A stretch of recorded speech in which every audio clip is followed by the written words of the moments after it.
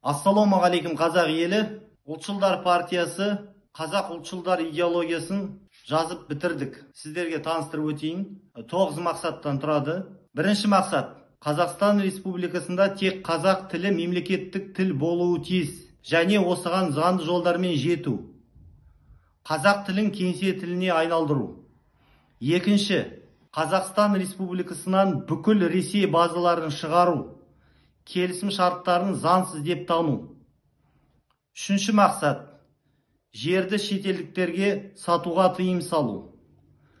Төртінші мақсат: құқық қорғау органдарына реформа жасап, ұлттық мүддеге сәйкес келтіру, жаңа ұлттық доктрина жазып бекіту.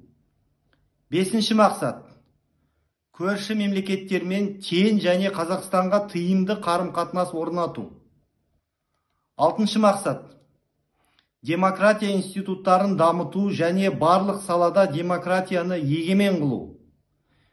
Жетінші мақсат: Қазақстан Республикасын дамыған елдердің қатарына жеткізу, өндіріс, өнеркәсіп және технологиялар саласында алда болуын мақсат ету.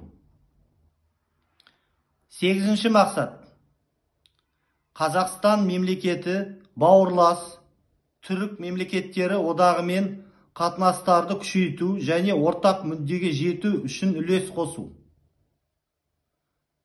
Тоғызыншы мақсат: ауыл шаруашылығына реформа жасап, ауыл тұрғындарына жерді қайтару. Достар, қазақтар, егер де осы біздің ұлтшылдар партиясының мақсаттары сіздерге ұнаса, біздің партияға қосылыңыздар. Есігіміз ашық. Байланыс телефонымыз 380 680 25 27 25. Рахмет.